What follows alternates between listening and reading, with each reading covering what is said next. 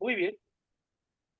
Si quieres podemos empezar ya ahorita que se sumen José Luis y Daniela. Ajá. Pues buenas noches a las tres estudiantes que nos acompañan. Vamos a al último tramo del seminario del profesor Paco Prieto. Nos quedan 5 sesiones.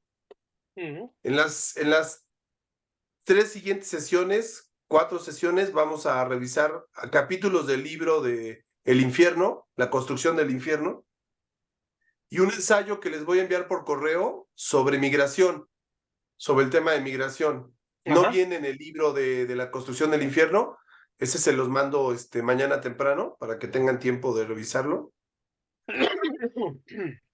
Y bueno, pues la idea es que en estas 4 sesiones o 5 finales dialoguemos sobre un tema, ¿no? En relación a los ensayos.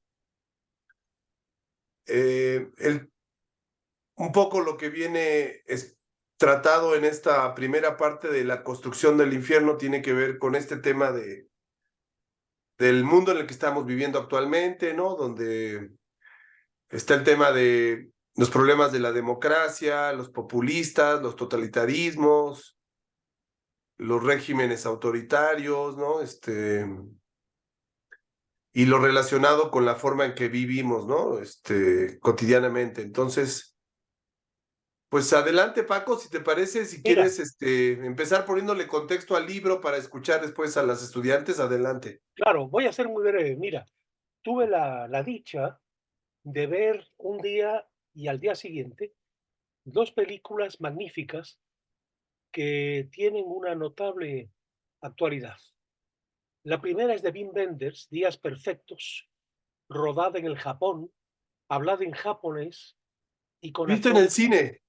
La vi en la Cineteca, la vi en la Cineteca y es magnífica porque fíjate que esto tiene que ver, entre otras cosas, con, con la naturaleza humana. Es una película que es una experiencia poética en la, una experiencia poética en en la belleza que puedes encontrar en la cotidianidad.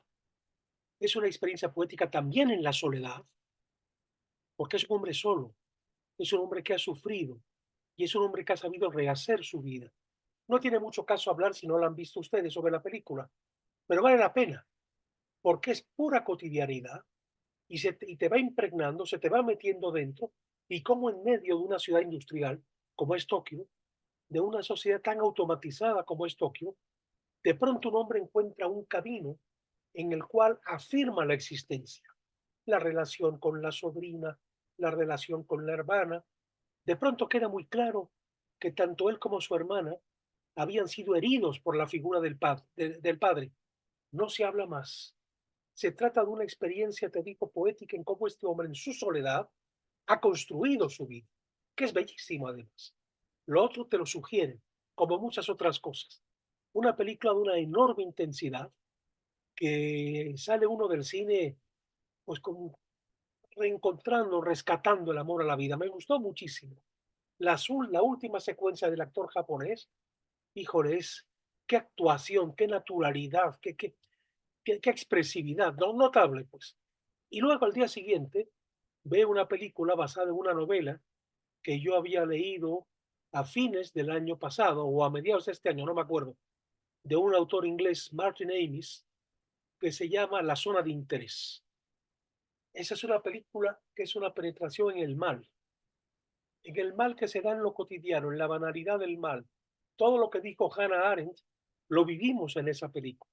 Está el campo de Auschwitz y está, que es un personaje de la vida real, uno de los dos Hesses, porque hubo dos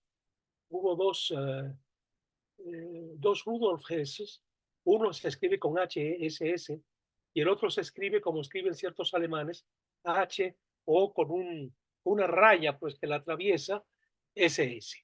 Bueno, este es el que fue el gran administrador, siguiendo órdenes de Eichmann, de los campos de concentración. Lo que es notable es que la zona de interés es la casa donde vive. afuera del campo de concentración. Lo que vemos del campo es el humo de los gaseados, de los cremados dentro del campo de concentración. Y en esa casa vive él con su perro, con sus perros, vive él con su mujer, está feliz porque ha hecho un jardín y una huerta maravillosos, claro, fecundada la tierra con los gases de los cremados, ¿verdad? De las chimeneas que salen y fertilizan la tierra y viven toda una cotidianidad. Es tremendo ver la impasibilidad de este hombre, el modo en que está dado, cómo te hacen vivir el mal en lo cotidiano, el mal que no revela su nombre, a los que lo están de hecho haciendo o a los cómplices del mal. Es lo más contrario a la otra película, pero la reacción que está teniendo de rabia en los otros espectadores es verdaderamente notable y de miedo, de que uno pueda aceptar como cotidiano, como casi es la vida, las cosas más espantosas, como esa familia que vivía al lado del campo. Eso se sugiere solamente cuando llega la mamá de ella, la mamá de la suegra de él, y, y entonces la señora muy bien recibida, está hablando mal de los judíos, etcétera, y un buen día sale a caminar y empieza a captar todo el horror que estaba ahí al lado de la pared que separaba el campo de la casa. No se atreve a decir ya nada, siente una vergüenza así, sin asideras. Y lo único que le deja, de pronto no la encuentran, y todo lo que le deja la hija es una nota. Y la hija la lee, al principio ves que le llega, y luego tira el papel y a otra cosa, a continuar una cotidianidad que quiere negar la terrible realidad en la cual estaban inmersos. Dos películas que valen la pena. Aparte, a nivel de realizadores cinematográficos, la película es interesantísima. La música, el manejo de la música, el manejo de pronto del silencio, cuando la pantalla se vuelve negra, cuando te llevan a reflexionar sobre lo que acabas de ver, los tiempos de la narración son de un director magistral. Yo no había visto nada de él, es un inglés, Jonathan Glaser, y de veras la recomiendo muchísimo. Pero todo esto tiene que ver con lo que estamos analizando, el mundo aquí y ahora, ¿verdad? Y los graves problemas para una transformación cualitativa de esta realidad. Es un comentario y de nuevo una invitación a que vean las dos films, el de Wim Wenders y el de Jonathan Glaser, que desde luego yo diría que la germano-japonesa la podemos ver a cualquier hora del día. La otra, ya hecha la digestión, porque es muy dolorosa, es muy dura, este, te golpea tremendamente, ¿verdad? Tanta, ¿qué te diré yo?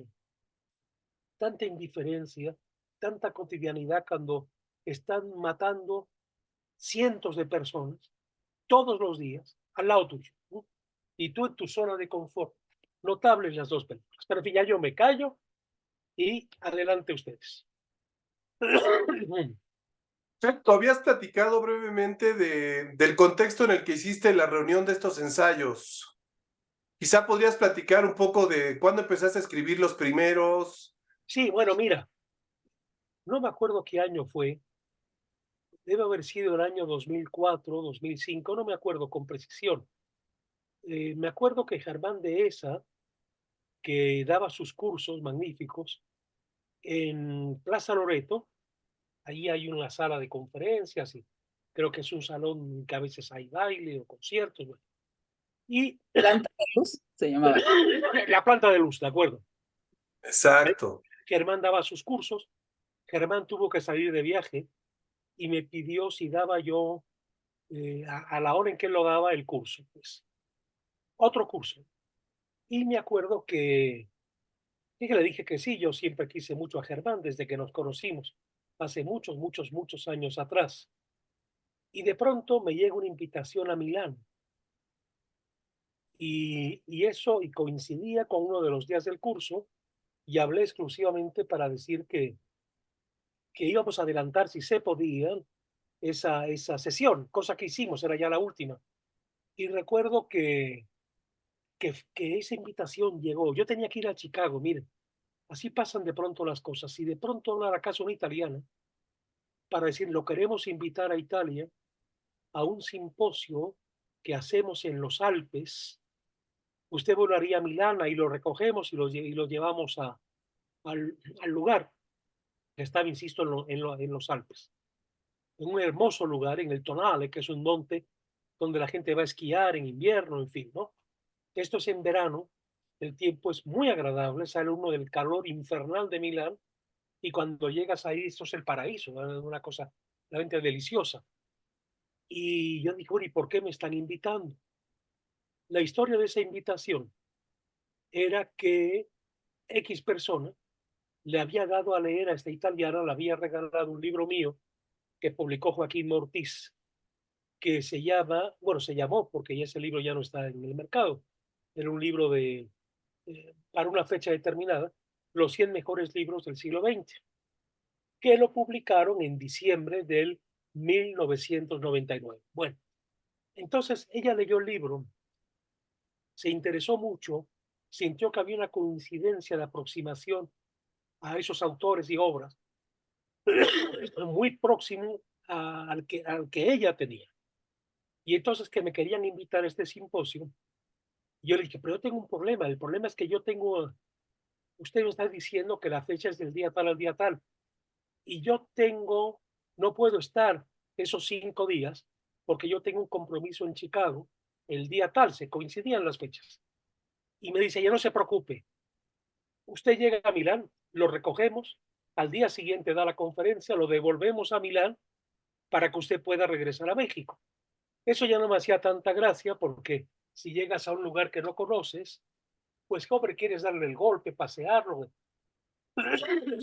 pero pronto no era muy atractivo. Bueno, le dije que sí. Aproveché para un día antes de regresar, al llegar a Milán, yo ya conocía Milán, tomar un tren para ver y caminar Venecia, donde nunca había estado. Fue finalmente algo muy de loco, así de llegar, desempacar, dar la conferencia, regresar a la ciudad de Milán, tomar un tren, irte a Venecia, regresar e irte a volar a Londres para de Londres volar a México. En fin, fue más o menos la historia del viaje. Pero me encontré con que el tema ese año tenía que ver con la tecnología y el hombre y la mujer contemporáneos. Y me invitaron a hablar de cómo veía este problema José Vasconcelos. Como yo había leído con gran pasión y fervor a Vasconcelos años atrás, pues todo me venía muy bien.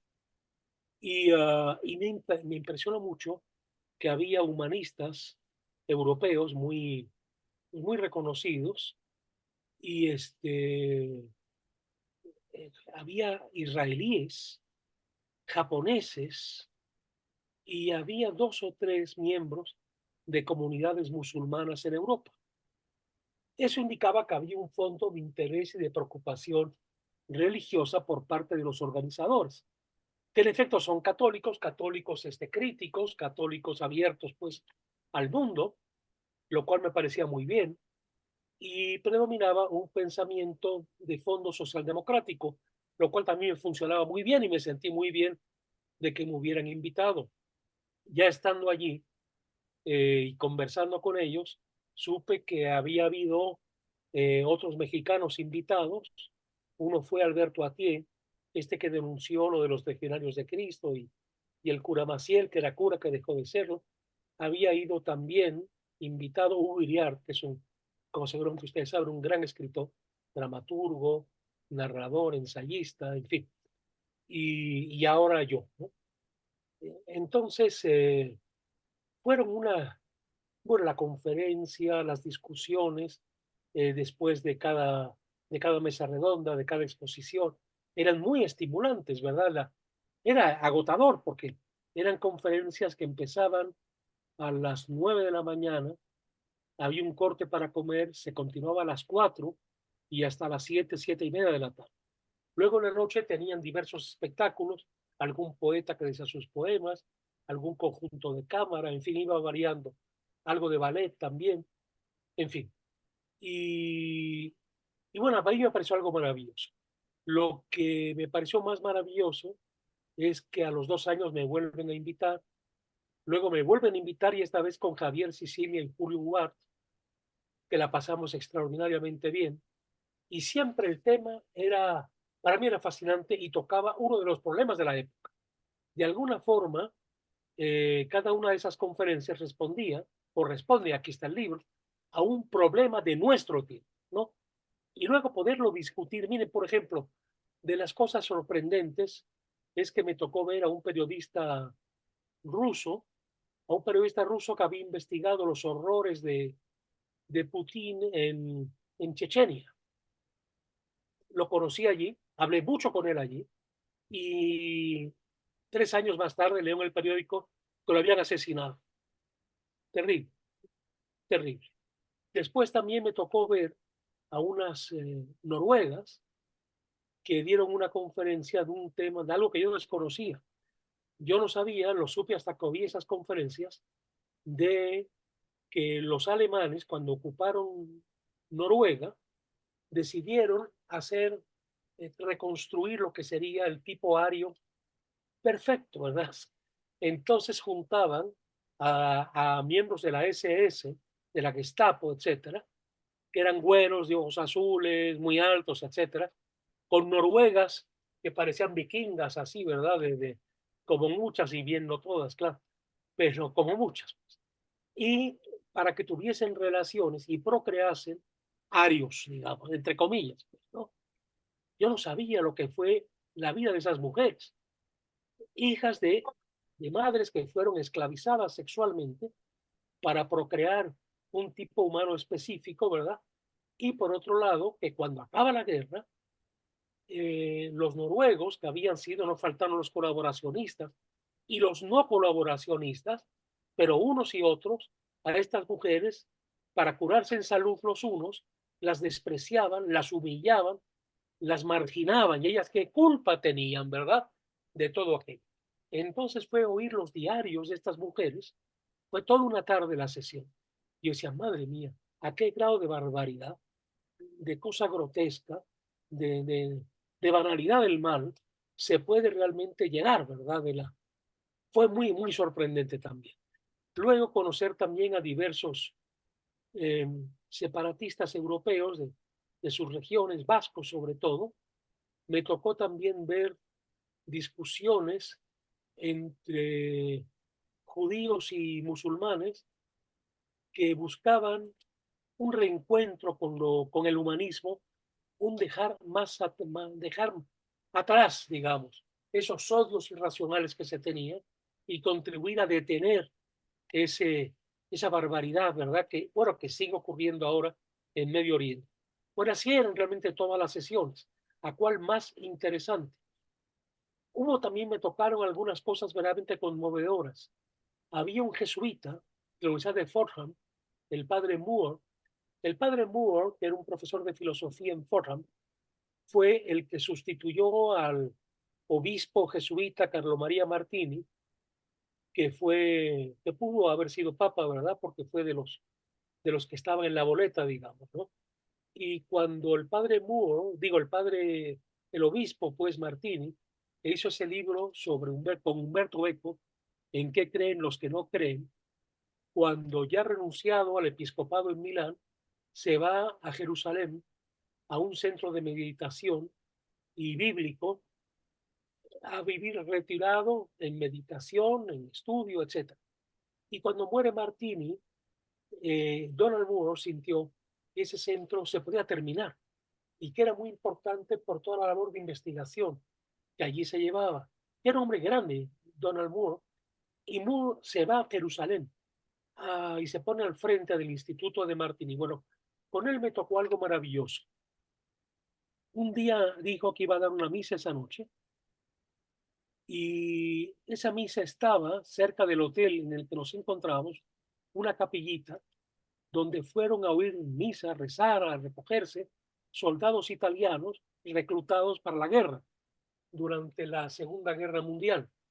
Una capilla muy, muy bonita con toda una historia que nos relata, ¿verdad?, de cómo de pronto en medio del horror, del temor, ustedes saben que fueron cientos los italianos que murieron congelados en los Alpes, que luego se olvidaron de ellos no entraron en acción, no los fueron a recoger y murieron de frío y sin provisiones ni nada, ¿verdad? Y con terror, porque todavía estaban patrullas de la Gestapo sondeando esos lugares. Una historia terrible de la guerra, ¿no? De las muchas. Y entonces en esa capillita Moore da la misa. Y fueron 3 de los judíos invitados que venían de Tel Aviv. Y uno de ellos se emocionó tanto la calidez del padre Moore que empezó a cantar un canto religioso judío profundo en medio de la misa. Fue emocionantísimo. Estaban también los musulmanes y el hecho de que todos se dieran un abrazo al final hablaba del calor de aquellos coloquios, ¿no? Es decir, del calor que traían los que organizaban el coloquio y que nos lo comunicaban a todos los que allí estábamos, ¿verdad? En fin, el caso es que fui, no sé, 8 veces, 7 veces, y este libro reúne alguna de esas conferencias que fueron discutidas con las personas que allí estaban, ¿no? Que allí acudieron, ¿verdad? En fin, me acuerdo un anarquista navarro, español, por tanto, vasco navarro, que muy simpático, un hombre, un obrero, un albañil, trabajaba en París como albañil. Para mí era un personajazo. Me llevé muy bien con él, pero la historia de este hombre ustedes la pueden encontrar en Google. A ver, me quiero acordar el nombre. Uy, uy, uy, bueno, ya me acordé. Él, él, durante la, durante la guerra de España, era un niño entonces, pero había sufrido la discriminación a su padre, que era republicano, el encarcelamiento de su padre, que era republicano, y se había ido emigra, porque cuando mueren sus padres, se da cuenta que no tiene nada que hacer en España, no era creyente, en fin, y se va a París, emigra a París. En París toda su historia es conmovedora porque era un anarquista, pero había una profunda naturaleza humana en lo que quiere, bueno, que venía del amor al padre, del amor a la madre, del amor a la hermana y, y de un asumirlo él, estos buenos sentimientos para su vida cotidiana. En París hay una película sobre él, que está en Google, repito, y en esa película vemos cómo él cuenta la historia de su novia, que luego sería su esposa, y, y cómo compartían un sentimiento antidogmático radicalmente contrario a los dogmatismos de no pocas izquierdas, y cómo él defiende su individualidad y su lucha porque la autoridad se reduzca a lo imprescindible sobre la base de que si las condiciones están dadas de una vida a la altura, al nivel de los sueños del ser humano, de la mayoría de los seres humanos, de la naturaleza humana, pues sería posible, desde luego, un mundo mejor. Ahora, este hombre es famoso también, y esa es la historia increíble de picaresca, de que era un hombre con mucho talento, con mucho ingenio. Si no hubiera nacido tan pobre, hubiera sido un gran ingeniero, e inventó una máquina para falsificar los traveler checks del Citibank. Esto se cuenta en la película, incluso hay documentos, pueden ustedes encontrarlos si entran al, si entran a la vida de él vía la computadora. Entonces, es tan perfecto que no hay modo, no lo encuentran. Y mandan ejecutivos de Nueva York para que investiguen al falsificador de los traveler checks del Citibank. No dan con él, son tan perfectos que no hay modo de dar con él, esa máquina que es tan importante. Y finalmente, alguien lo acusa, siempre nunca falta un soplón, y lo agarra, le echan el guante. Y entonces lo que es muy conmovedor es que franceses, abogados importantes que habían peleado en la guerra de España, como voluntarios, deciden protegerlo y deciden ayudar. Lo que quieren los americanos, los gringos, es tener la máquina de falsificación de billetes, de los travelers. Y entonces él dice, porque él no se hizo rico y eso lo demostró. Seguía siendo un albañil. Todo el dinero que sacó era para asegurar la educación de sus hijas, por un lado, y a contribuir a movimientos humanistas en el resto del mundo. Ayudó a mucha gente, personas con discapacidad, movimientos subversivos, etcétera, etcétera.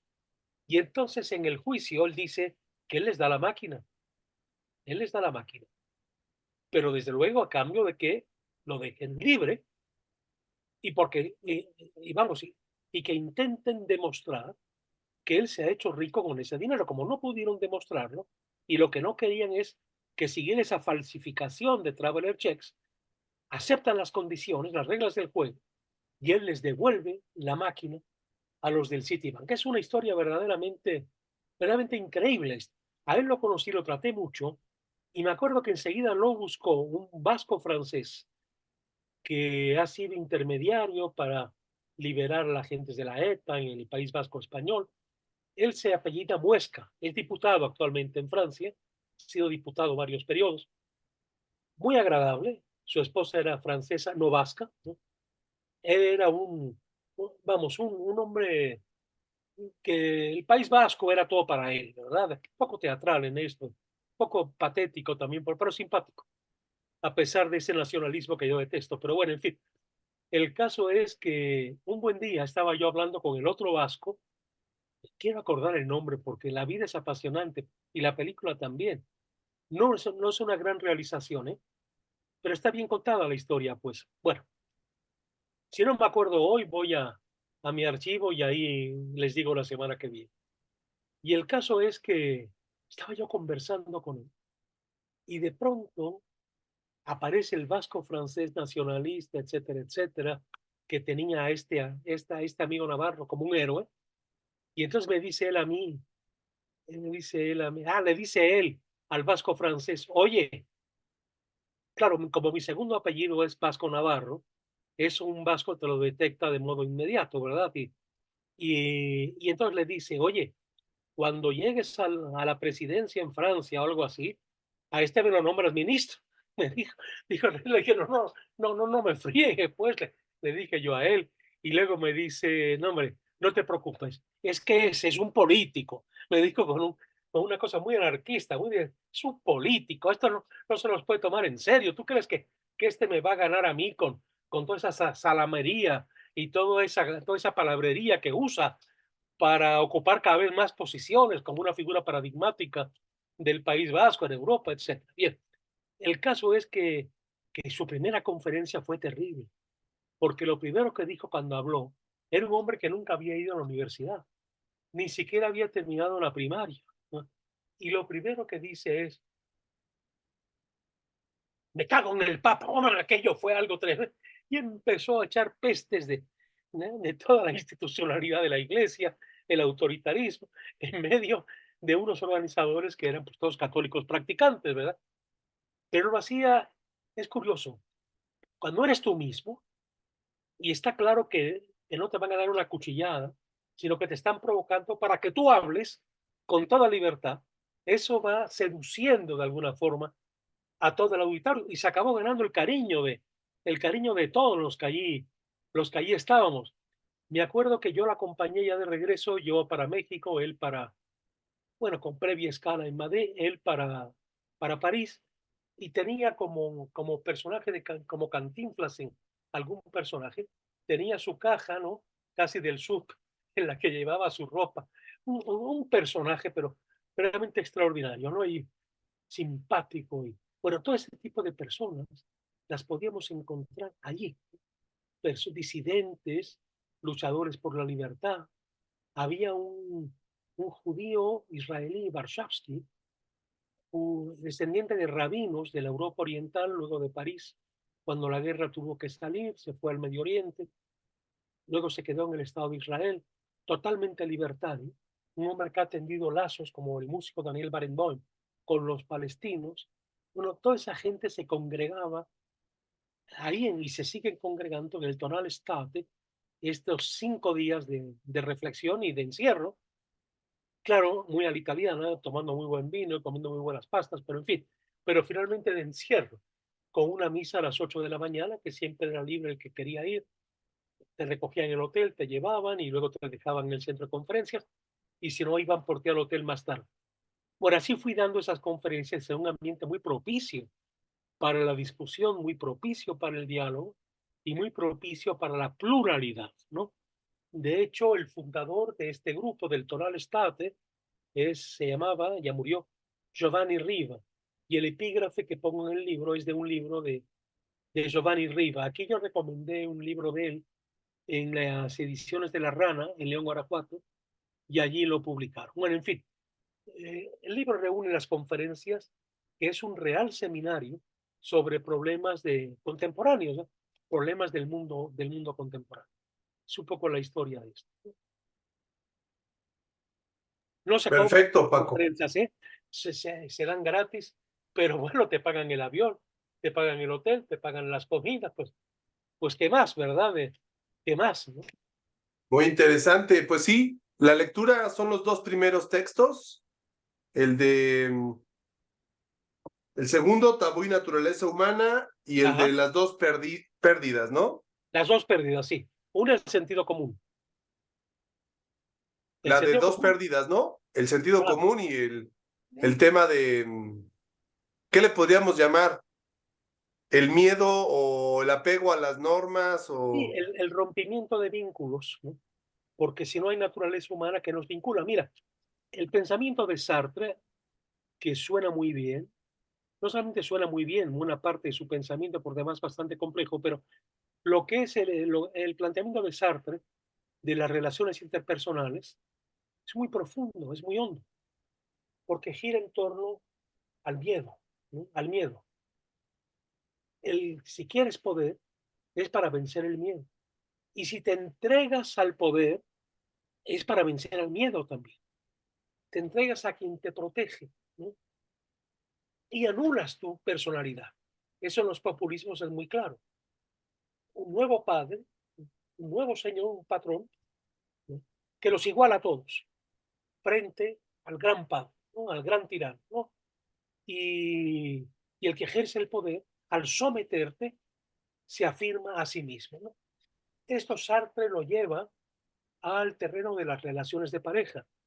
Y lo que dice es muy profundo. ¿Por qué es tan difícil la construcción de una relación de pareja? Porque el poder está ahí en medio y si tú cedes, a lo mejor el camino que querías construir no lo vas a construir tan rápido porque estás atendiendo a las necesidades del otro y el otro atiende también a tus necesidades. Y una de dos, o saben renunciar por un valor superior, que es mantener viva la relación conyugal, o acaban destruyéndose el uno al otro. Y entonces surge el sadomasoquista. Yo te domino a ti para yo sentirme disque seguro.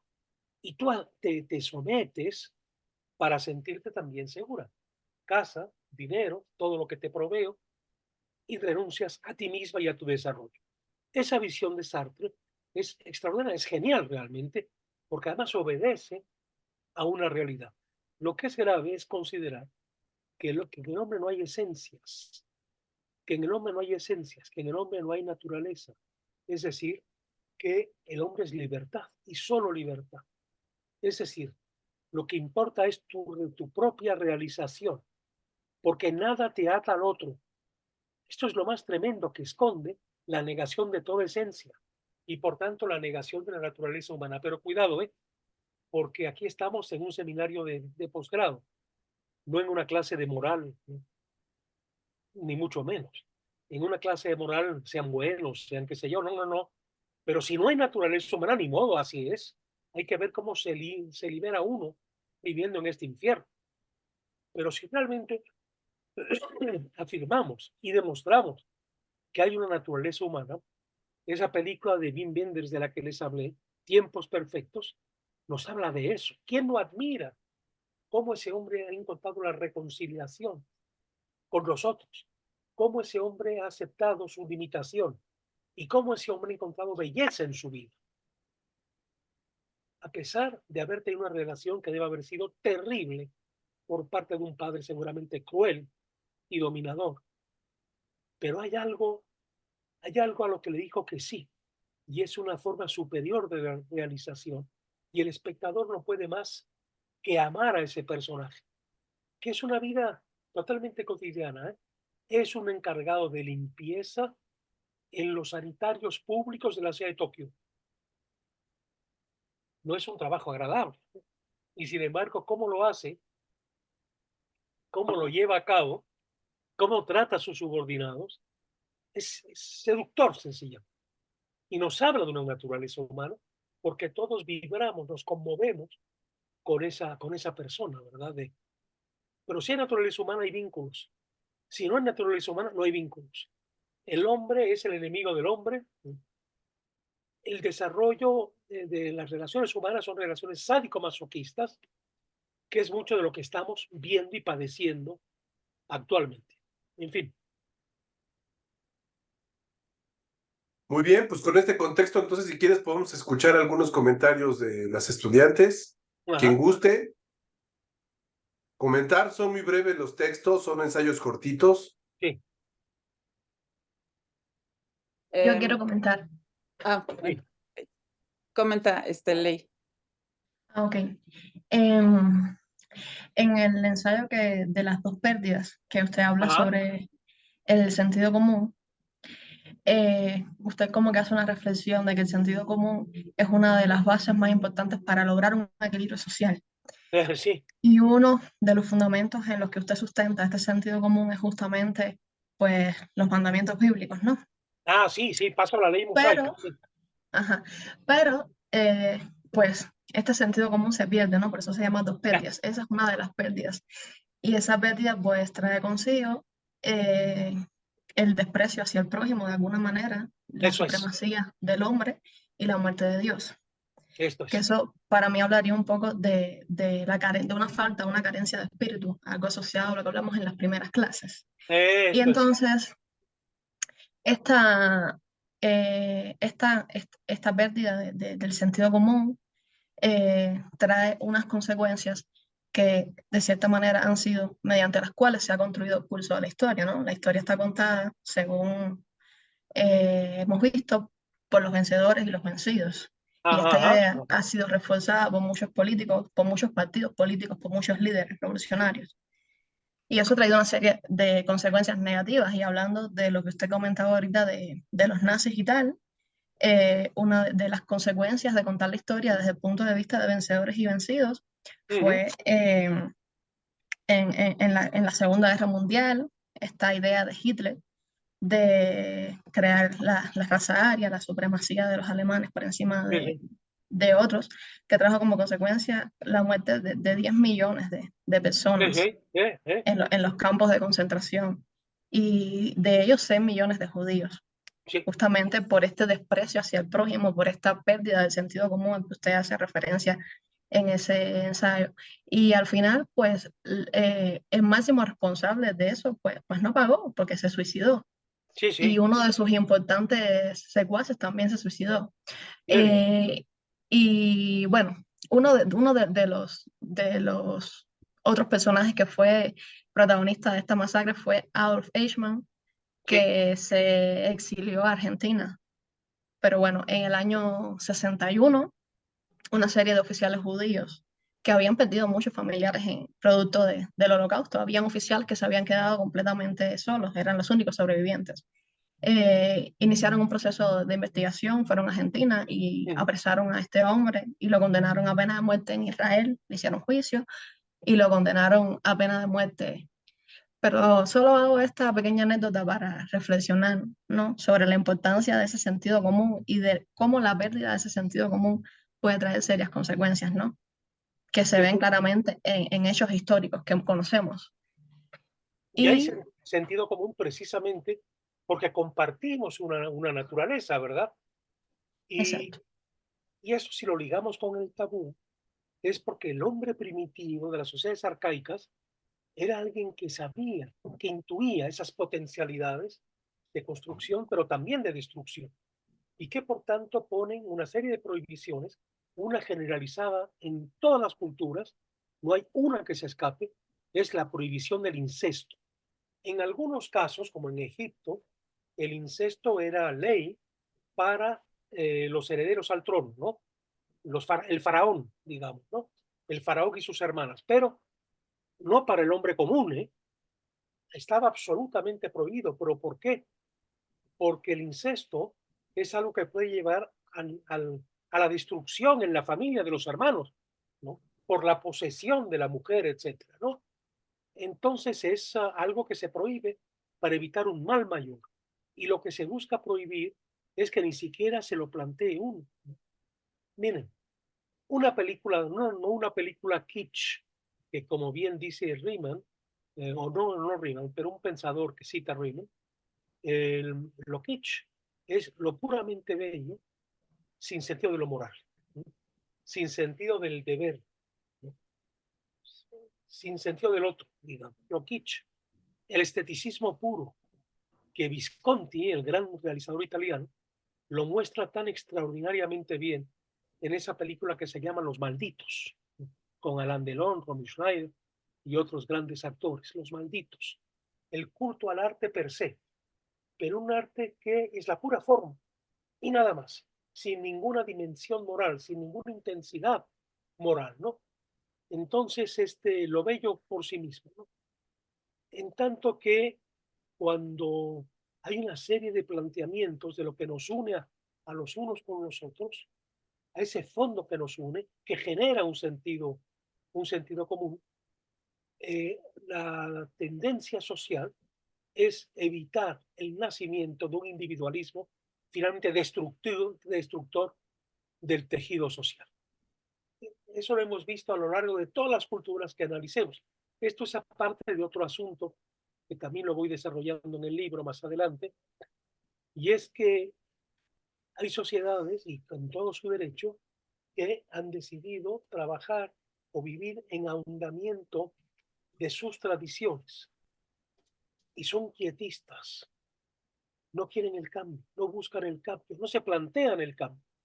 Y hay sociedades, que son las que han dado lugar a las civilizaciones, en que el individuo empieza a cobrar en armonía con lo social, si no se da otra patología, empieza a desarrollar invenciones, empiezan a modificarse las formas de vida, empiezan las invenciones y empieza también la actuación del individuo autónomo, no independiente, pero sí autónomo, de lo social. Y sí hay sociedades arcaicas que se han conservado viviendo a la defensiva. El conservador es el que vive a la defensiva. Y es muy triste, porque vives con las uñas fuera dispuesto a arañar a quien quiera, ¿verdad? Que pretende el menor cambio, ¿no? Que introduzca una novedad en lo social, ¿no? Pero en fin, hasta ahí llego. Adelante, pues. Y otra reflexión que quería hacer sobre el otro capítulo de peligro del nacionalismo y tal, que usted habla como de la diversidad lingüística. Sí, La UNESCO realizó un estudio ya hace unos cuantos años que decía que existían en el mundo 6.500 lenguas, de las sí. cuales la mitad iba a desaparecer a lo largo de este siglo, Sí, porque para que una lengua prevalezca en el tiempo tiene que tener al menos 100.000 personas hablantes. Y estas lenguas que se dice que van a desaparecer tienen aproximadamente 10.000 hablantes. Entonces, este estudio me hizo reflexionar porque no creo que, que el hecho de que una lengua prevalezca o no tenga que ver simplemente con un número. Creo que estas lenguas alternativas eh, surgieron producto de una necesidad histórico-contextual de comunicación, ¿no? Y, y justamente estas lenguas reflejan la cultura, la idiosincrasia, la identidad y la historia de determinados pueblos, y claro. eso debería ser respetado. Y es una forma de mostrar, de comunicar cómo estos pueblos entienden y comprenden el mundo, ¿no? Así es. Entonces creo que hablando de diversidad lingüística, no debería desaparecer determinadas lenguas simplemente por un número de personas que la hablen, si bien no van a ser lenguas que trasciendan, porque ya hay una serie de idiomas institucionalmente establecidos. Sí creo que pueden coexistir estos dialectos, estas lenguas indígenas con los idiomas internacionales que conocemos, y que justamente yo creo que ese ensayo y el otro también son un intento de reflexión de la importancia de la diferencia, de las diferencias y del respeto de las diferencias. Claro, Y la diversidad lingüística es un claro ejemplo de diferencias totalmente, culturales, ¿no? Y totalmente. creo que es justo que no deberían desaparecer estas lenguas. Así es. Y fíjate que de hecho, por ejemplo, en los tiempos de la colonización en Nueva España, mientras gobernaron en España los Habsburgos, y esto por la influencia sobre todo de Isabel la Católica, luego asimilada por Felipe II, se respetaban las lenguas regionales. Es más, se fomentó siempre el bilingüismo. Fue cuando llegó el liberalismo radical de los reyes Borbones, cuando Carlos II era un hombre que estaba muy mal, el pobre, en todos sentidos, mal de su cabeza, impotente además, en fin. Entonces se quedó la corona española sin herederos y Luis XIV casa con una dama de la nobleza a un nieto de él, que sería Felipe V, que era un rey que llegó a España sin hablar español, que luego lo aprendió, etcétera. Pero estaban muy ya metidos en la cosa del racionalismo, de que todo es progreso, de que todo es transformación, ¿no? Y de que hay culturas superiores.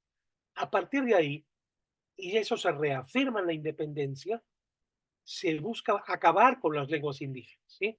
Es decir, buscar una uniformidad lingüística en base a una cosa política. Cuando las regiones que constituyeron la Nueva España, seguramente fue lo mismo en Perú, en fin, se habían mantenido unidas, pero asumiendo la diferencia, ¿no? Que era algo muy importante y era mucho más armonioso, porque hay cosas que vienen de lo más íntimo del sentimiento, desde donde se hace la poesía, que la haces en la lengua materna, en la lengua eh, que mamaste desde bebito, de la que oíste hablar en tu casa, ¿no? Un relato no. Puedes hacer un relato con un gran dominio de la otra lengua, de la lengua franca, pero el poema sí requiere la lengua en la que expresaste tus sentimientos y a partir de la cual fuiste amado y resentiste el amor. Eso fue, claro, y hay un momento en que eso se pierde, ¿eh? Desgraciadamente, si no se fomenta, si no se trabaja, si no, pues se acaba perdiendo, ¿no? Y es una pérdida porque hay significados que ya nunca más van a regresar.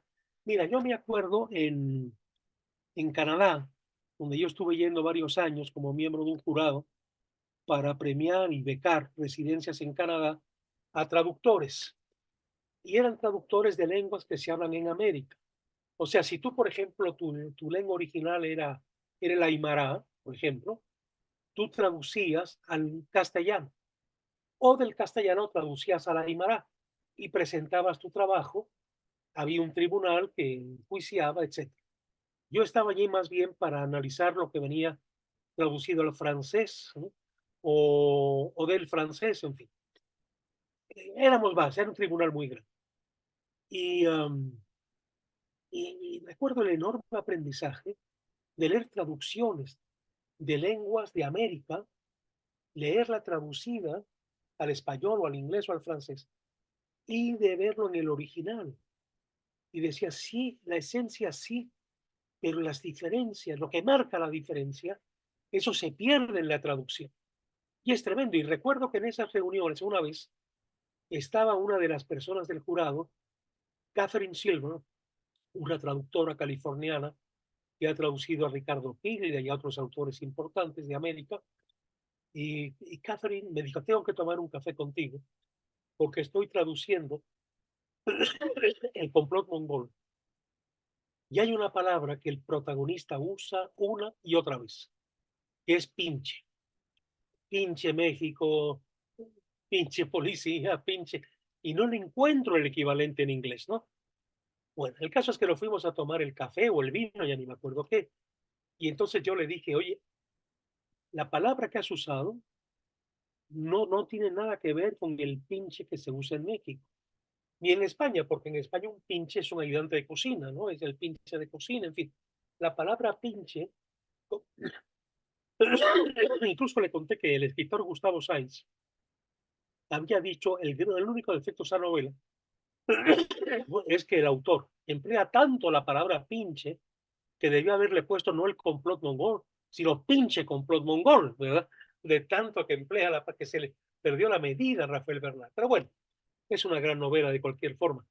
Y cuando Catherine me dice, he puesto fucking, le dije, no, no, fucking no es el pinche nacional. Y me dijo, bueno, piénsale. Y sí me pasé los 5 días de la reunión pensando y no le hallé, ¿no? Le dije, pues ni modo, vas a tener que traicionar, ¿no? O poner una nota al pie de página para que el lector se... Ejemplos concretos en la vida mexicana del uso de pinche para que el lector se dé cuenta que no es fucking, aunque sea esa la palabra que pones para que tenga fluidez el texto. Pero de pronto palabras, incluso hay, por ejemplo, hay un gran poema que se usó como una contraseña, por cierto, en la Segunda Guerra Mundial, la resistencia francesa, y es un poema de Paul Verlaine que se llama Canción de Otoño. Es imposible traducir. Yo lo tengo traducido al español y no tiene nada que ver con... El poema no dice gran cosa, no dice nada importante, no te revela ninguna verdad. El poema te mete en el otoño, el cielo gris, las hojas muertas que caen de los árboles. Te puedes imaginar el paseo con un ser querido, recoger una hoja, contemplarla, guardarla luego, porque él ha acariciado a la persona con la cara, lo que sea. Y la canción de otoño es la canción de ese viento suave del otoño, de ese frío ligero pero estimulante del otoño. Bueno, a mí me encanta el otoño, ¿verdad? Y todo el Paul Verlaine es hacerte sentir las cadencias del otoño. ¿Cómo traduces eso a una lengua que no sea la originaria? En francés, todo provoca, aunque no, si la oyes, el poema, todo provoca esa sensación de melancolía, de nostalgia, de suavidad, de cierta esperanza también, en medio de la tristeza, etcétera. Pero el español es muy duro para traducir eso. Les pongo un ejemplo. El poema empieza así. Le sanglots des violons l'automne berce mon cœur une chanson monotone. Todo, todo va como el otoño. En español, imagínate, los largos lagrimones, le sanglots, de violón, de los violines del otoño, mecen mi corazón en una berce mon cœur d'une... berce mon cœur, en fin, todas estas palabras muy secas y duras castellanas no te dan esa suavidad del violon, le sangolon, le monotone, no, todo es, y je m'en vais, enfin m'en vais qui m'emporte, y yo me voy con el viento malo que me lleva, de ci, de là, de aquí para allá, de ci, de là, ¿no? con un cierto temblor al caminar, con un poco el frío que me penetra, cierta ilusión que me sobrecoge, de ci, de là, pareil a la feuille morte, igual a la hoja muerta. Si dices eso en español, yo me voy de aquí para allá, igual que la hoja muerta. Esto es muy seco, esto es muy duro, muy castellano, digamos, ¿no?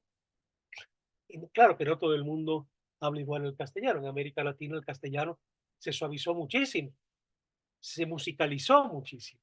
En México, en Cuba, en el Perú, hasta en Chile y Argentina también, ¿no?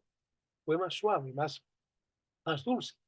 Pero el castellano es una lengua seca, es una lengua dura, como dijo Jorge Semprún, es una lengua de mando, de ordenamiento. En América Latina tenemos pudor en general de ordenar, todo se hace más cortésmente, ¿no? Más delicadamente, menos brutal, si quieren ustedes, ¿verdad? Pero bueno, en fin, es, sí, la diversidad lingüística, perderlo es una pérdida. En el caso del filósofo, Ramón Chirau llegó a México tenía 12 años o algo así.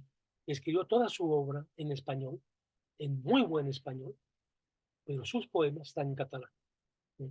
Sus poemas están en catalán. Porque eso no lo podía dar. Pero bueno, el enriquecimiento de ser bilingüe es enorme, ¿eh? Porque te da otra mentalidad, otro modo de ser humano. Y sin embargo, hay una naturaleza, otro modo de ser humano que gira en torno a valores similares. En fin, todo esto es muy complejo, ¿verdad? Es muy complejo, pero muy real. Vivir no es fácil después de todo, ¿no? Vivir en sociedad menos, sobre todo cuando no hay compartición. Cuando no hay compartición, cada vez se pierden más los vínculos, cada vez más, ¿no? Lo que es vinculatorio, desde a partir de lo cual puedo contestar, puedo protestar, y tú lo entiendes, pero si no hay un vínculo originario, tú no vas a entender lo que te estoy diciendo. Es un poco lo que está pasando actualmente, una pérdida de significado, ¿no? Una pérdida de significado. Pero en fin, sigan ustedes, por favor. Adelante, Alejandra. Gracias. Yo estoy muy sorprendida de lo literal que resulta al compararlo con lo que estamos viviendo hoy día. O sea, Ah, no abarcando que los últimos 10 años, sino hoy día, ¿no? ajá, ajá, Porque el final, incluso del capítulo 4 de los ajá, nacionalistas, estalló en este momento por por este separatismo, por este individualismo de las naciones, por esta soberbia, ¿no? Incluso, bueno, esta posición de Israel, ¿no? sí, Que podría compararse con la posición de Alemania en la Segunda Guerra Mundial. sí, es terrible, sí, Y en cuanto a las otras partes, yo entiendo las dos pérdidas como la pérdida de sentido común y como la pérdida de Dios. ajá, Y me hace un total sentido esta, cómo involucra los 10 mandamientos de la ley de Dios con sí, esta manera de reforzar el tejido social, ¿no? Porque ajá, si no tenemos esta capacidad individual, esta capacidad espiritual, o no la conocemos, esa parte, ¿no? De que la gente de hoy día que solamente vive para ser un triunfador y no un ajá, perdedor, que lo más importante es que se me considere a mí, ¿no? Que no me hablen fuerte, que no me hablen feo, o verme, me merezco las mejores marcas, o me merezco nada más estar viendo mis necesidades, eso es muy de esta época.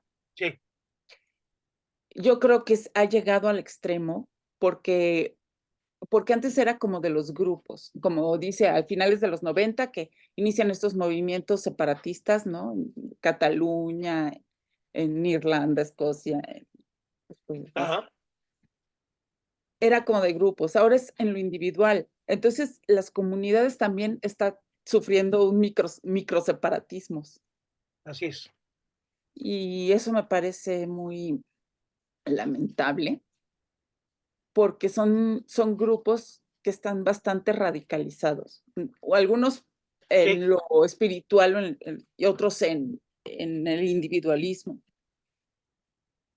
Entonces, pues me parece un reflejo perfecto de nuestra época, incluso de lo que se está viviendo ahorita. Ahora, por ejemplo, yo quisiera preguntarle qué opina de este movimiento a favor de la hispanidad, ¿no? De todos los pueblos que hablamos castellano, y cómo que ahora se promueve mucho que nos veamos a nosotros mismos como un solo grupo, ¿no? ya, La hispanidad sobre todo. Yo creo que y tiene mucho que ver con defendernos un poco de esta homogenización y de ese poder que se contrapone como históricamente España con Inglaterra, ¿no? Sí, sí. La hispanidad contra la anglósfera. Gracias. Entonces, pues, ¿qué opina? O sea, ¿cree que eso tiene que ver con esto mismo que estamos viendo en los ensayos? Sí, no, desde luego, yo sí lo creo. Mira, realmente lo que vinculaba, aparte, claro, de la lengua, por supuesto, no importa que haya diversos acentos, diversas modalidades de la lengua, los podíamos entender todos en una lengua común. La lengua era ciertamente un factor de encuentro fundamental en América, porque de otra manera, la enorme cantidad de lenguas que había en los territorios de lo que constituye la llamada América Latina, haría imposible la comunicación, por otro lado. No, imposible. Vincula una lengua a partir de la cual nos entendemos todos, cada uno desde su modalidad, desde su musicalidad, etc. ¿no?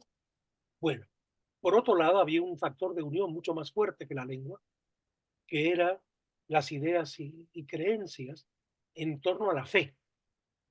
En torno a la fe, porque la fe era absolutamente vinculatoria en todos los territorios de América. Muy importante. ¿no? Y cuanto la fe se debilita, mira, acabé de leer un artículo en la revista La Cuestión Social, una revista que fundó don Lorenzo Servitre y que se sigue publicando en el Indosoc precisamente, sobre la evolución de las iglesias, diversas iglesias protestantes y el catolicismo, a lo que se añade en este siglo XXI el aumento desproporcionado, no de pasar a ser de católico a ser evangélico o a ser pentecostal, sino de católico a ser ateo, de pentecostal a ser ateo, ¿sí? A la negación, pues, de Dios.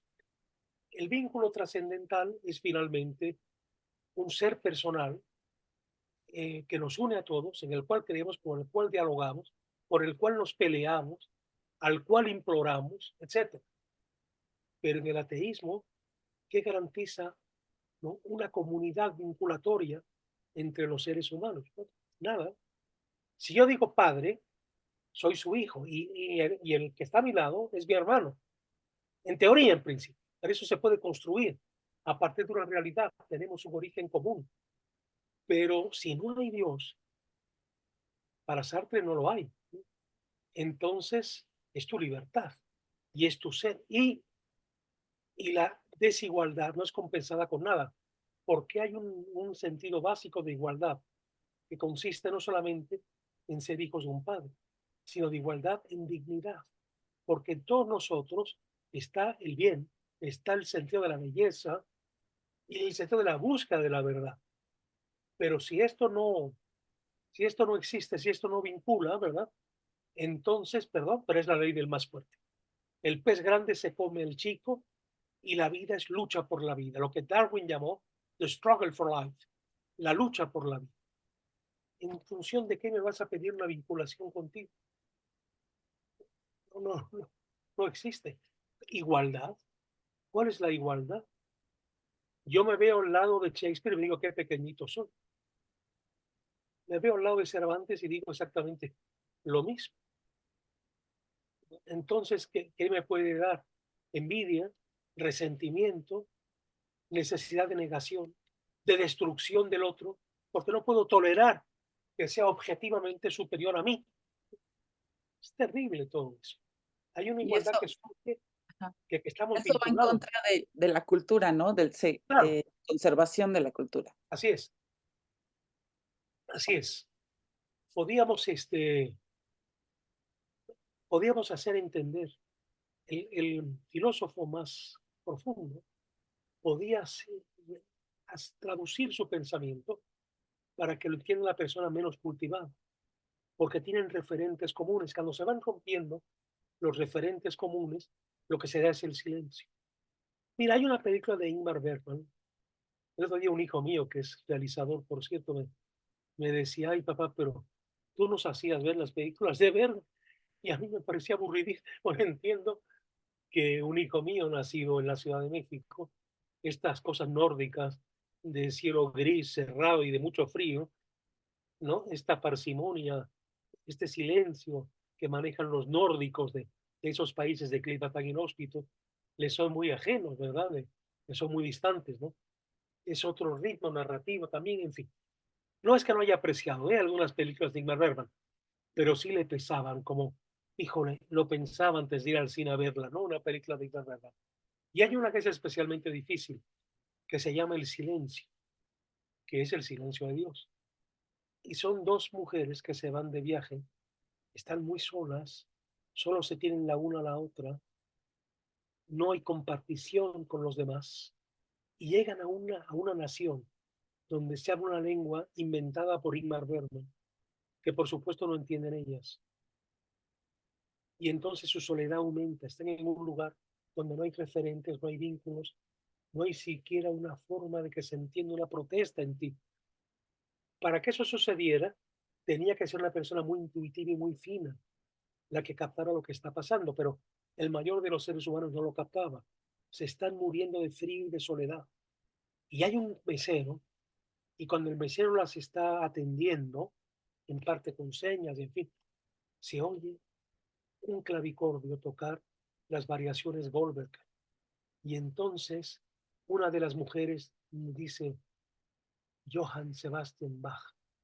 Y entonces el mesero dice Johann Sebastian Bach. El arte, la belleza objetiva del arte, las está vinculando.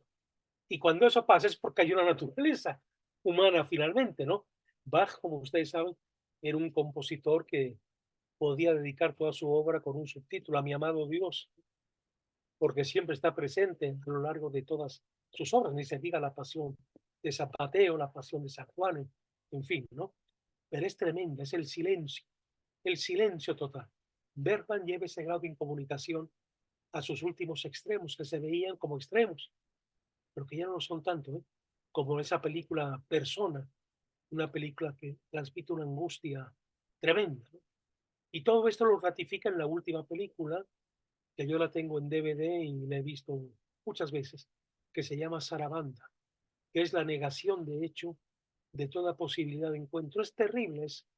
¿Por qué? Porque los hombres se han distanciado tanto que ya no hay forma de establecer un vínculo. Y cuando no la hay, como no se puede admitir el desorden, hay que llenar el vacío del desorden, es la dictadura, es la violencia, es la prohibición, es la represión.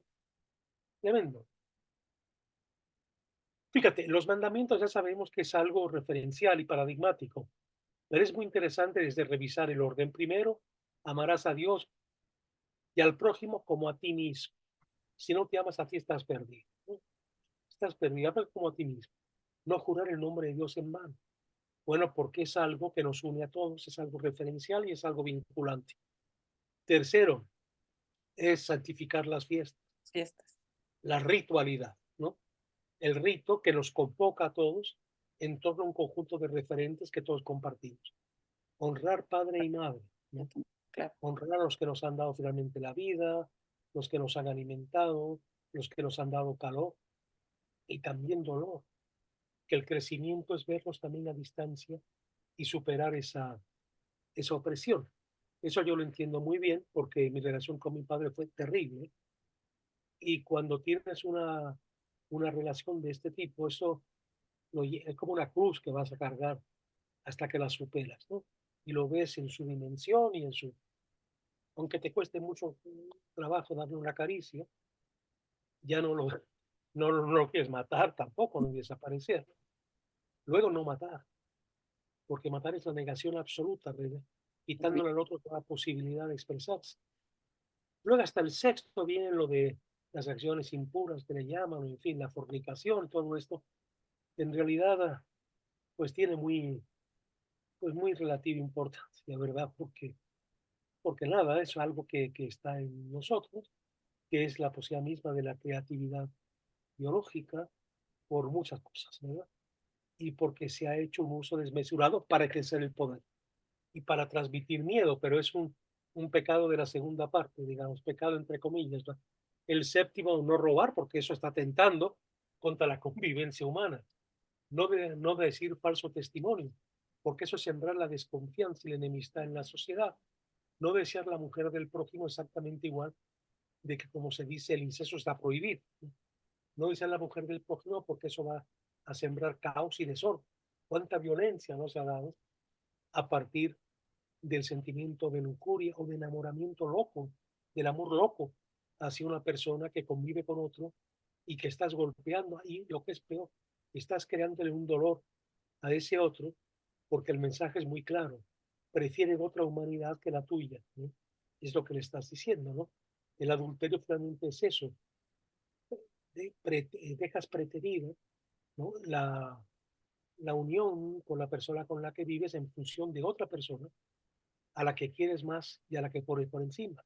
Y por último, no codiciar los bienes ajenos, la envidia, el resentimiento, la usurpación, etcétera.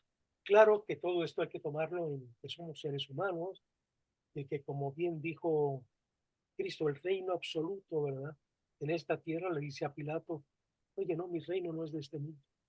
Es toda una lucha, es toda una agonía que se daría en cada ser humano para llegar a la armonía con las cosas, consigo mismo y con los demás.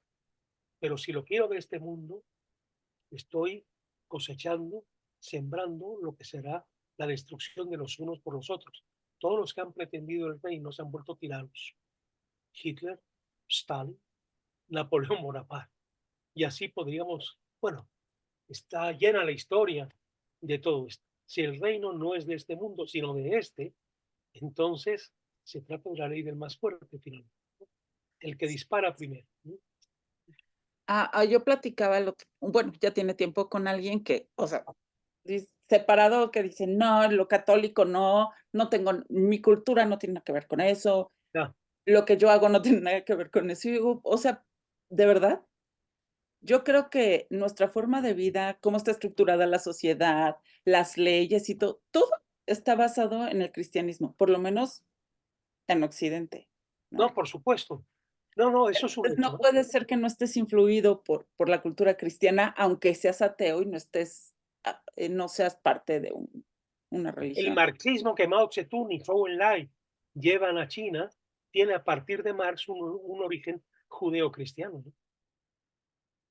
Si no, ¿por qué vas a predicar ¿no?, la fraternidad entre los seres humanos, el ir más allá de la posesión de unos pocos de los bienes de este mundo? Bueno, todo eso está planteado, pues, en el Evangelio por vez primera en la historia de la humanidad, porque ha habido grandes pensadores en China, en la India y en Persia, pero es el bien del que se separa, del eremita, ¿no?, del santo, de alguna forma exprofeso, ¿no? Pero el cristianismo te obliga a realizar, o te incita o propicia realizar ese camino de santidad en la vida cotidiana y en los negocios cotidianos. Le dice a Pilato: mi reino no es de este mundo, ¿eh? No es de este mundo, está en otra parte. No se trata de ser el líder de la revuelta israelí contra el poder romano. Por eso le habla a los romanos, ¿no? Le habla y dialoga con los romanos, ¿no? Eso no les gusta a los radicales partidistas, ¿no? Le hablas al otro. Pero es tan realista también, porque aquí viene el gran misterio para el creyente de la naturaleza humana y divina, que cuando aquella extranjera le pide la sanación y agarra su manto, él actúa como ser humano concreto, como el judío que era. Y dice: yo vine a predicar a los hijos de Israel, no tirar migajas a los perros. Y ella le dice: pero esta perrita que está aquí te está pidiendo piedad. Y los discípulos que habían sido ya tocados, ¿no?, por el nuevo planteamiento de humanidad que estaba en Jesús, le llaman la atención. Y él la mira a los ojos: tu fe te ha salvado. Como ser humano, se da cuenta que le ha regado, que ha estado mal. Es muy hermoso ese pasaje. Lo mismo al romano, que le pide por su criado, que está enfermo, y al que quiere mucho. Y entonces no solamente se da el milagro de la curación, sino que dice: nunca en Israel encontré tanta fe como en este romano. Hay muchos que, sobre todo a personas gay, que han leído esto y está bien, es una lectura válida, como que ese criado judío que tenía el romano era de hecho su novio, digamos, ¿no? ¿Y cuál es el problema? Es una relación de compromiso personal, ¿no? De compromiso absolutamente personal. Y esto lleva a una exaltación de ese hombre concreto, ¿no? En un compromiso concreto. Se puede leer así, no digo que esa sea la lectura, pero es una lectura posible. En fin. Fer, ¿quisieras comentar algo sobre alguna de las lecturas? Sí, principalmente sobre la de tabú y naturaleza humana, porque en el arranque como de la lectura donde habla tal cual de la raíz del desasosiego del hombre y la mujer contemporáneos, Ah, y posteriormente que dice que todo es mutable y transformable, lo va desarrollando, ¿no? Como el tabú y cómo lo desglosa y como la diferencia en cuanto a las religiones y cómo los seres humanos fueron tal cual cambiando de acuerdo a cómo iba también cambiando la sociedad y cómo era también pues asumir ciertas libertades y ciertos derechos de autodeterminación de acuerdo a cómo iban creciendo las sociedades, pero la forma también en la que se une un poco más adelante en el texto, hablando tal cual de los instintos que responden a la naturaleza humana, pero que son instintos también que ya fueron como construyéndose poco a poco en cuanto a valores superiores o instintos de sobrevivencia que ya no solo son como de una criatura humana, que ya van un poco más allá desarrollados por las cuestiones que se fueron creciendo, que fueron mutando, como lo menciona en alguno de los párrafos, y tal cual la parte en la que habla también de las religiones y el tabú y lo que mencionaba él es un momento también, la cuestión de cómo todo al final está unido de cierta forma con el cristianismo a pesar de todas las religiones y pues que se basa principalmente como en esas cuestiones y también pues la forma de la existencia humana que se basa en crecimientos sociales, pero también el especificar durante la lectura que un hombre usa su libertad y también tiene su autodeterminación y eso lo diferencia tal cual pues de una cuestión animal o algo así que puede incluso negar la naturaleza, lo pone incluso en una parte que dice vivir en la ilusión de que es solo libertad e indeterminación y más temprano que tarde le morderá el hastío, que es como una de las partes con las que va finalizando ese capítulo. así es, el tedium vitae, el tedio de la vida, el hastío, el cansancio. Es que mira, en la medida en la cual todo es realizarte tú, a costa de lo que sé y por sí puedes. Si no te estás de veras recomiéndote de envidia y de resentimiento.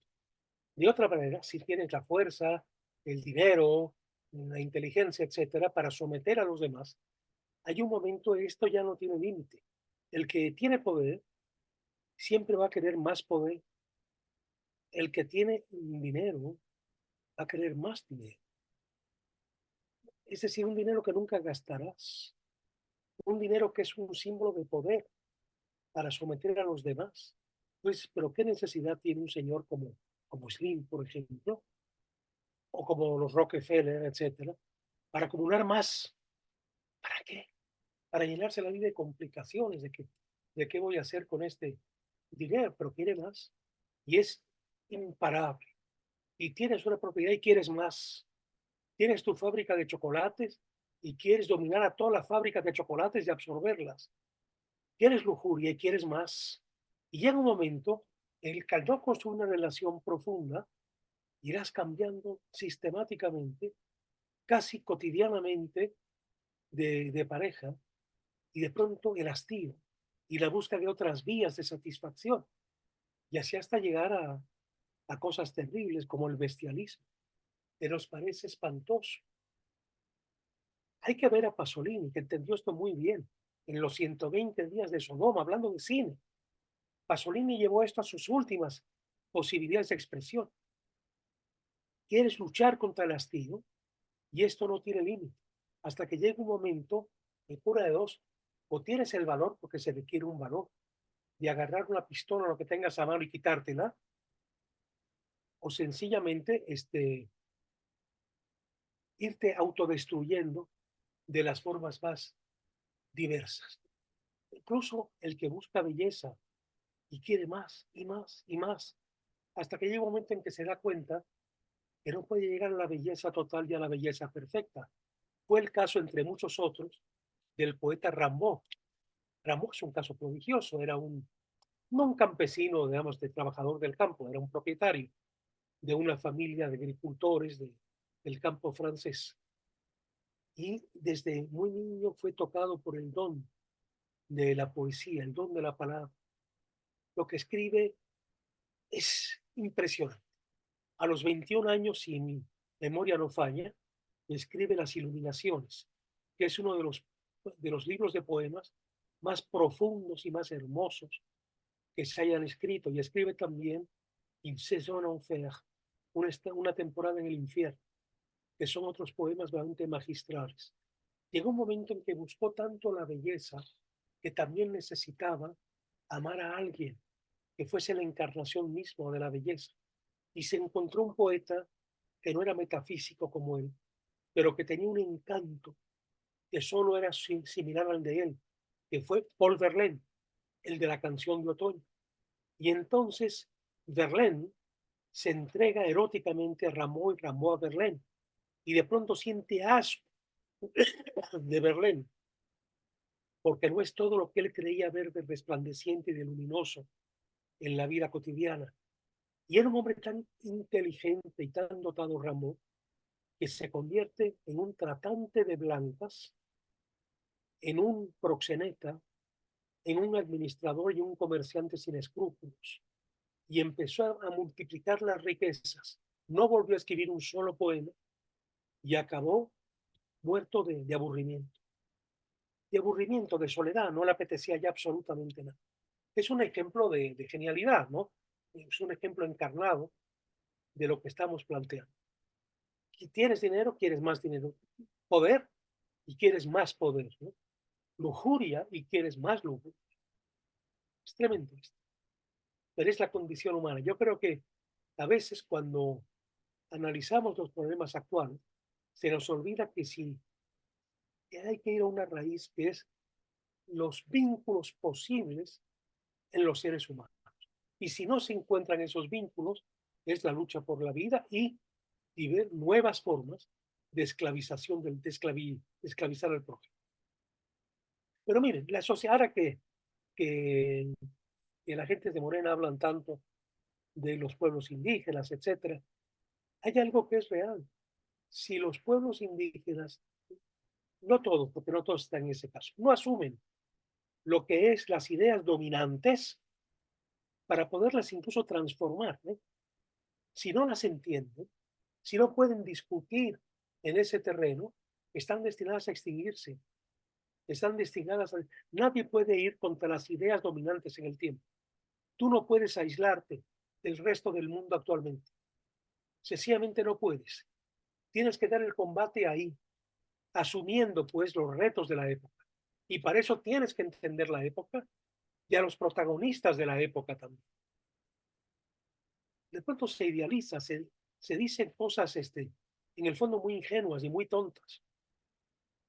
Se le rinde culto a la abstracción, no a lo concreto. Y hay que atender a lo concreto necesariamente.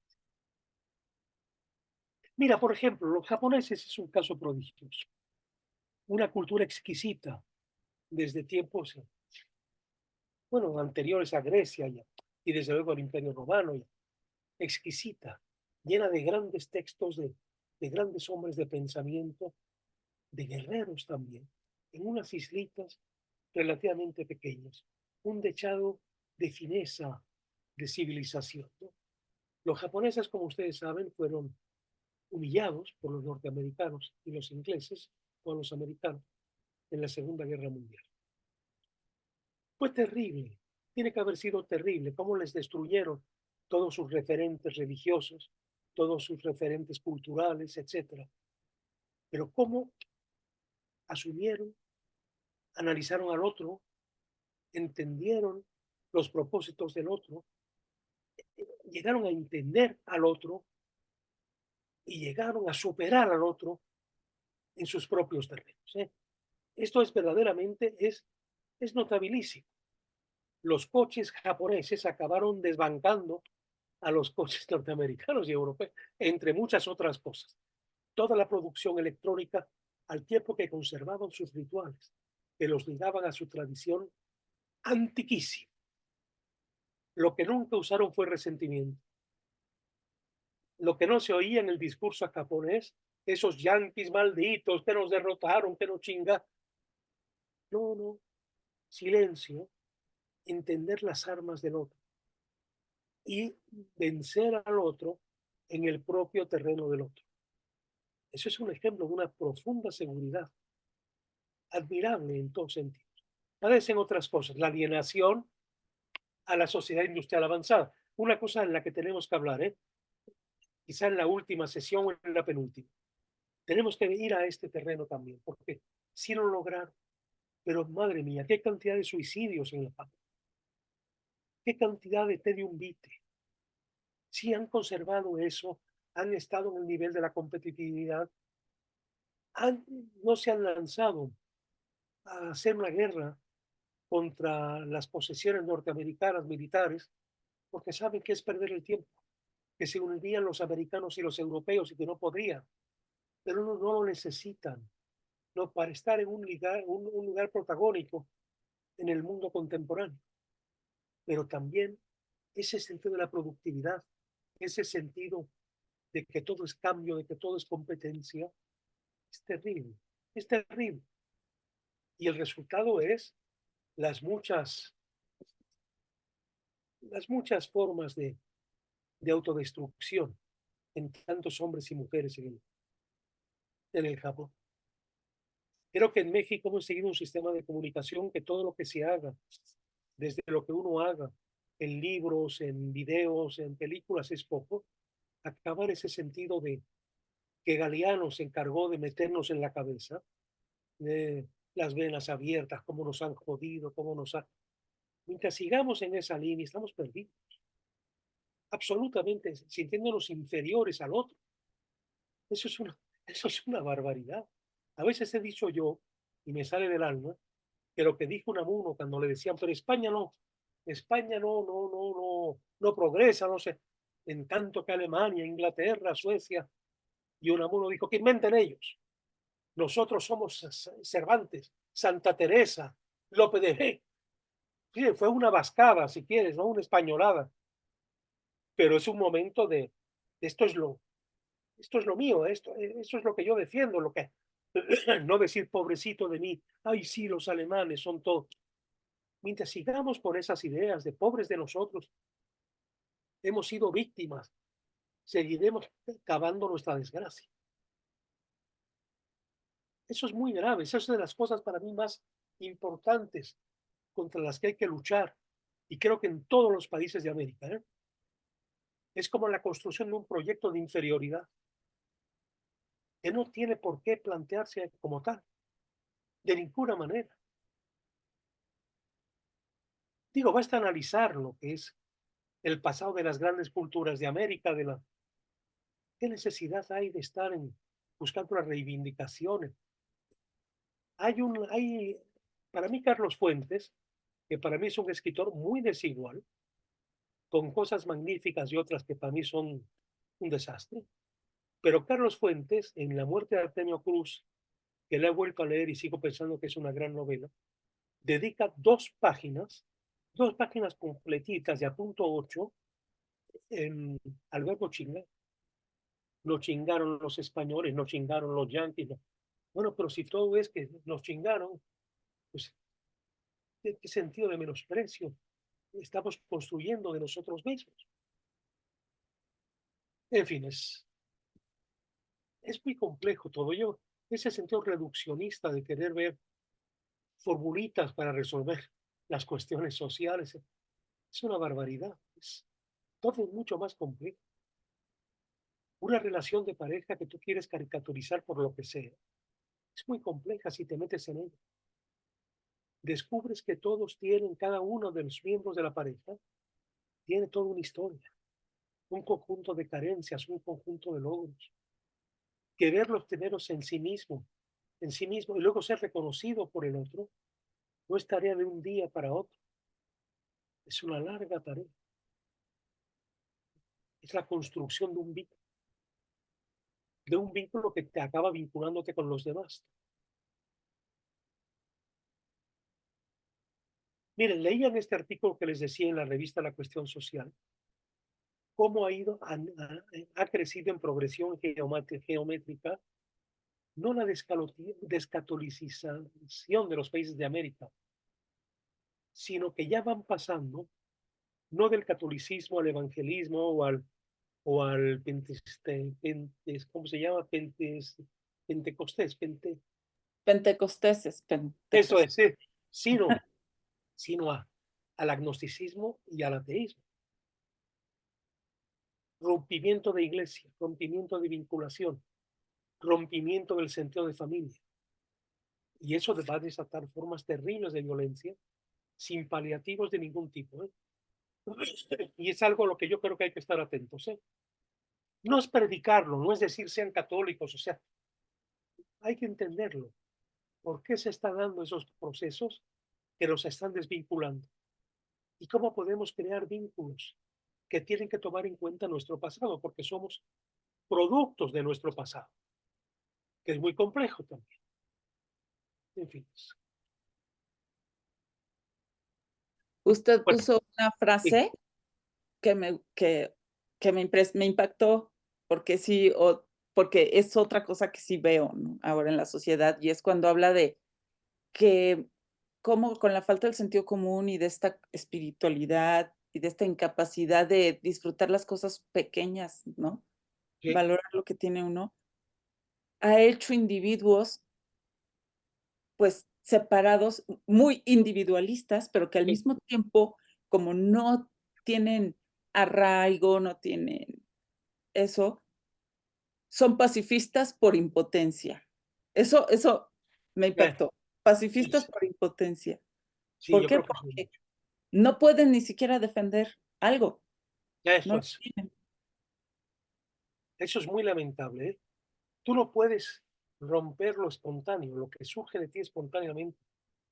Cuando menos si te parece que es negativo, pues hay que analizarlo, hay que enfrentarlo, hay que asumirlo. Sabes que yo al principio, cuando el Concilio Ecuménico Vaticano II, en una época yo estaba muy alejado de toda práctica religiosa y necesitaba liberarme de una familia así católica por muchas generaciones, ¿no? Y lo sentía como algo de lo que me tenía que liberar, etcétera. De pronto, cuando dijeron se acabó la misa en latín, a mí al principio me molestó mucho. Y yo me decía, hombre, deje por lo menos alguna hora. ¿Por qué? Porque si yo estaba de pronto en Siberia, pues no voy a ir a una misa en ruso. O si voy a la iglesia para rememorar, aunque no crea, para rememorar el pasado, para sentir soledad, para escuchar la palabra que es tan sabia, si me la avientas en ruso o en japonés o en chino, pues ya estuvo que me expulsaste. En tanto que el latín, aunque no hable el latín, es la madre de mi idioma y las palabras tienen ecos dentro de mí. O sea, conserven alguna misa por el caso de esa persona que está de pronto en Polonia y no entiende ni jota de polaco todo le va a resultar extraño. En latín no le va a resultar. Hay un poeta francés, cantautor, un trovador, ya murió. Yo tengo, creo que, si no todos sus CDs, prácticamente toda su obra, Georges Brassens. Y él no era creyente y escribió una canción deliciosa que se llama Sans le latin, la messe nous emmerde. Sin el latín, la misa nos enmierda. La Eucaristía se convierte en agua de morcillas. Si lo dice usted, si lo dice usted en francés. Y así va toda, ¿no? Diga a esos putos de monjes que nos dejen el latín. Es decir, la ritualidad, ¿no? El misterio, todo lo que se transmite en la palabra en latín. Eso lo dice un hombre que no era un anarquista, en eso sí me encuentro muy próximo a él, ¿eh? Pero sus canciones, por cierto, buena parte de ellas hoy en día serían políticamente incorrectas.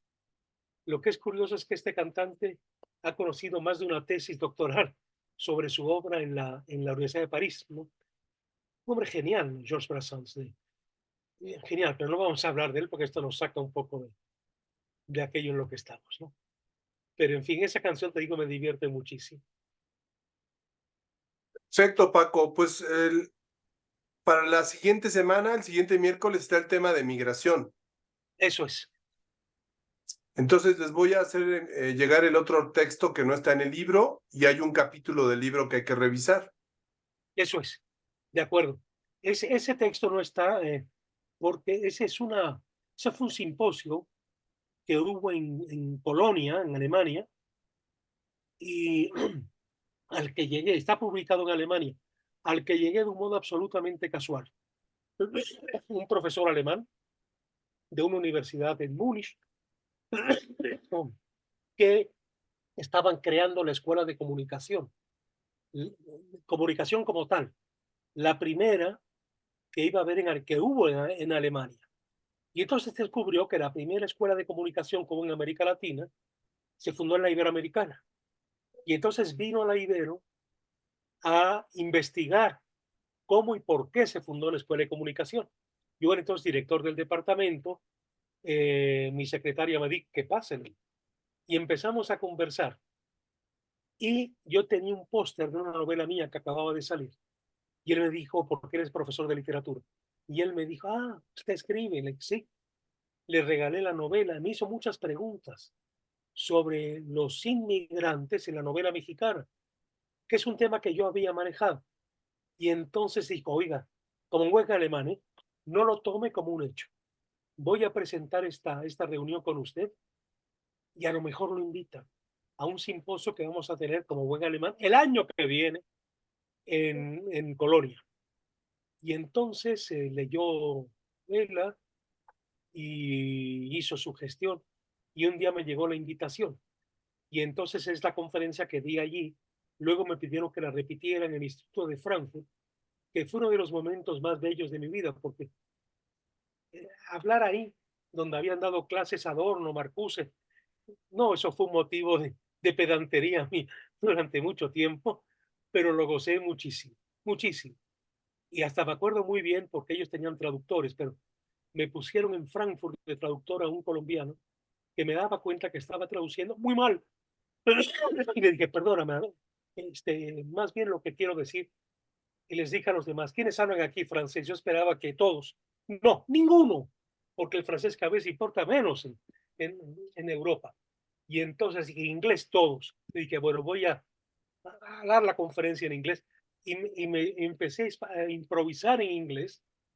Y el dolor de cabeza, acabé, afortunadamente, di la conferencia, pero pedí, eine aspirina, viste, una aspirina del dolor de cabeza, sentía que se me reventaba el cráneo, ¿verdad?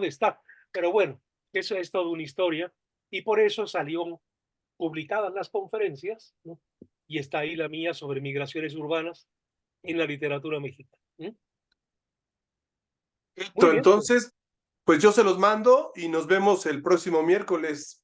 perfecto. Muchas gracias, Paco. Gracias, Leyanis, Que Alejandra. descansen. Buenas Adiós. Que noches. descansen.